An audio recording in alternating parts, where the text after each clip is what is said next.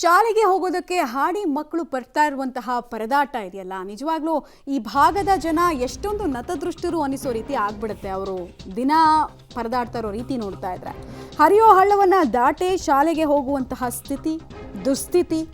ಆಸ್ಪತ್ರೆಗೂ ಹೋಗೋದಕ್ಕೂ ಕೂಡ ಆ ವೃದ್ಧರನ್ನ ಬೆನ್ಮೇಲೆ ಹೊತ್ಕೊಂಡು ಸಾಗಬೇಕು. ಉತ್ತರ ಕನ್ನಡ ಜಿಲ್ಲೆಯ ಜೋಯಿಡಾದ ಬಾವಣಗಿ ಗೌಳಿ ಗ್ರಾಮದಲ್ಲಿ ಇದೇ ಪರಿಸ್ಥಿತಿ. ಗ್ರಾಮದಲ್ಲಿ ಇಲ್ಲಿ ತನಕ 45ಕ್ಕೂ ಹೆಚ್ಚು ಬುಡಕಟ್ಟು ಕುಟುಂಬಗಳು ವಾಸ್ತವ್ಯವನ್ನೇ ಹೂಡಿದೆ. 45 ಕುಟುಂಬ ಅಂದರೆ ಒಂದೊಂದು ಕುಟುಂಬದಲ್ಲಿ 5-6 ಜನ ಅಂದರೂ ಕೂಡ ಅಲ್ಲೇ ಆಯ್ತಲ್ಲ ನಿಮಗೆ.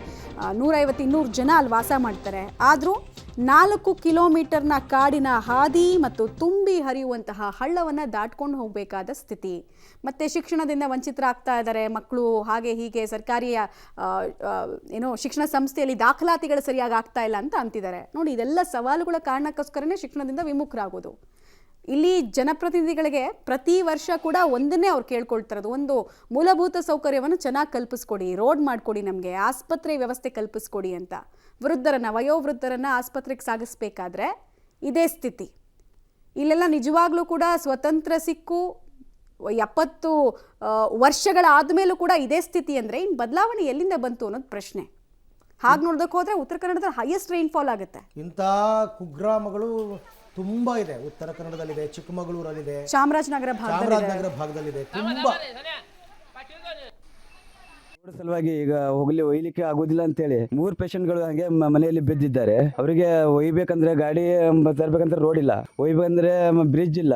ಅದು ಸಮಸ್ಯೆ ಆಗಿ ಎಲ್ಲ ಅವ್ರ ಪಾಪ ಮನೆಯಲ್ಲಿ ಹಂಗೆ ಕುಂತಿದ್ದಾರೆ ಸರ್. ಈ ಸಮಸ್ಯೆ ಸರ್ ಈಗ ಇಲ್ಲ ಅಂದ್ರೆ 70 ವರ್ಷ ಆಯ್ತು. ಈಗ ನಾವು ಯಾವಾಗ ಇಲೆಕ್ಷನ್ ಬರ್ತದಲ್ಲ ಅವಾಗ ನಾವು ಹೇಳ್ತಾನೆ ಇರ್ತೀವಿ, ಆದ್ರೆ ಯಾರು ಕ್ಯಾರೆ ತಗೊಳ್ತಾ ಇಲ್ಲ ಸರ್. ನಡ್ಕೊಂಡು ಹೋಗ್ಲಿಲ್ಲ ಸರ್, ಕಾಲೆಲ್ಲ ಜಾರಿ ಎಲ್ಲ ಬೀಳೋದು ಇದೆಲ್ಲ ಆಗ್ತಾ ಇದೆ. ಒಯ್ಬೇಕಂದ್ರೆ ರೋಡ್ ಸರಿ ಇಲ್ಲ, ಬ್ರಿಡ್ಜ್ ಇಲ್ಲ. ಮಳೆ ಬಂತಂದ್ರೆ ಮಕ್ಕಳಿಗೆ ನಾವು ಶಾಲೆ ಕಳಿಸ್ತೇವೆ, ಮಳೆ ನೀರು ಬಂತಂದ್ರೆ ನಾವು ಈ ಕಡೆ ಇರ್ತೇವೆ, ಮಕ್ಕಳು ಆ ಸೈಡಿಗೆ ಇರ್ತೇವೆ. ಏನ್ ಮಾಡ್ಬೇಕಂತ ನೀವೇ ಡೀಟೇಲ್ಸ್ ಕೊಡ್ತಾರೆ ನವೀನ್ ಸಾಗರ್. ಈ ಭಾಗದ ಜನರಿಗೆ ಅಂಟಿರುವಂತಹ ಶಾಪವನ್ನ ವಿಮೋಚನೆ ಮಾಡೋ ಕೆಲಸವನ್ನ ಅಧಿಕಾರಿಗಳು ಯಾಕೆ ಮಾಡ್ತಿಲ್ಲ? ಮಾಡೋ ಮನ್ಸಿಲ್ವಾ, ಇಚ್ಛಾಶಕ್ತಿ ಕೊರತೆನಾ ಅಥವಾ ಸೌಲಭ್ಯಗಳ ಕೊರತೆನಾ, ಯಾವುದು ಅಂತ?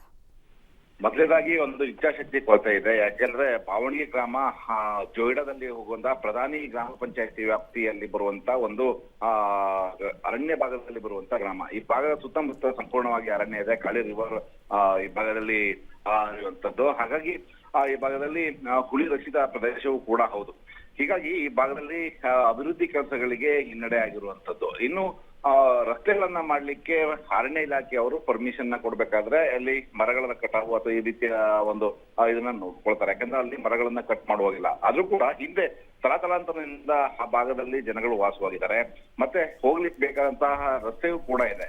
ಆದ್ರೆ ಸೇತುವೆ ಆಗ್ಬೇಕಾಗಿದೆ. ರಸ್ತೆಯ ಮೇಲೆ ಒಂದು ಹಳ್ಳ ಹರಿದು ಹೋಗ್ತಾ ಇದೆ. ಈ ಹಳ್ಳದಲ್ಲಿ ಮಕ್ಕಳು ಪ್ರತಿದಿನ ನೀರ್ ಜಾಸ್ತಿ ಬಂತು ಅಂತಂದ್ರೆ ಅದರಲ್ಲೇ ಎತ್ತಿಕೊಂಡು ಹೋಗುವಂತ ಪರಿಸ್ಥಿತಿ ಇರುವಂತದ್ದು. ಹೀಗಾಗಿ ಹಳ್ಳಕ್ಕಾದ್ರೂ ಸೇತುವೆಯನ್ನ ಮಾಡಿಕೊಡಿ, ಕುರಿಸೋತೆಯನ್ನ ಮಾಡಿಕೊಟ್ರೆ ಖಂಡಿತವಾಗಿ ಆಗುತ್ತೆ ಅನ್ನೋದು. ಯಾಕೆಂತಂದ್ರೆ ಆರಾಮಾಗಿ ಹೋಗ್ಬೋದು, ನಾವು ನಡ್ಕೊಂಡವ್ರು ಹೋಗ್ತೀವಿ. ನಮ್ಮ ಮಕ್ಕಳು ಈ ಭಾಗದಲ್ಲಿ ಶಾಲೆಗೆ ಹೋಗ್ಬೇಕು ಅನ್ನೋದು ಅವರ ಊರಿನವರ ಒಂದು ಆಗ್ರಹ. ಕಳೆದ ಒಂದು 60 ವರ್ಷದಿಂದ ಇದೇ ಅವರ ಹೋರಾಟಗಳು ನಡೀತಾನೆ ಬರ್ತಾ ಇದೆ. ಆದ್ರೆ ಇಲ್ಲಿ ಕಿರು ಸೇತುವೆಗೆ ಬೇಕಾದ ವ್ಯವಸ್ಥೆಯನ್ನ ಆರ್ವಿಜೇಸ್ಮೆಂಟ್ ಅವರು ಮಾಡ್ಬೇಕಿತ್ತು, ಅವರ ನಿಧಿಯಿಂದ ಮಾಡ್ಕೊಡ್ಬೇಕಿತ್ತು. ಆದ್ರೆ ಯಾವುದು ಕೂಡ ಆಗಿಲ್ಲ. ಹೀಗಾಗಿ ಅವ್ರು ಹೇಳ್ತಾ ಇರೋದು ತಮ್ಮ ಮಕ್ಕಳ ಭವಿಷ್ಯಕ್ಕಾದ್ರೂ ಒಂದು ಕಿರು ಸೇತುವೆಯನ್ನ ಮಾಡ್ಕೊಡಿ ಅನ್ನುವಂಥದ್ದು.